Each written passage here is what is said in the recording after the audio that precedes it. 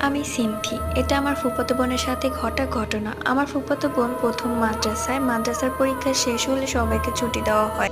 কিন্তু আমার বোনের বাসা ছিল অনেক দূরে। তাই হলো বলে কালকে সকালে তোমার মা বাবাকে এসে নিয়ে যেতে বলো। তারপর সবাই চলে যায় মাদ্রাসায়।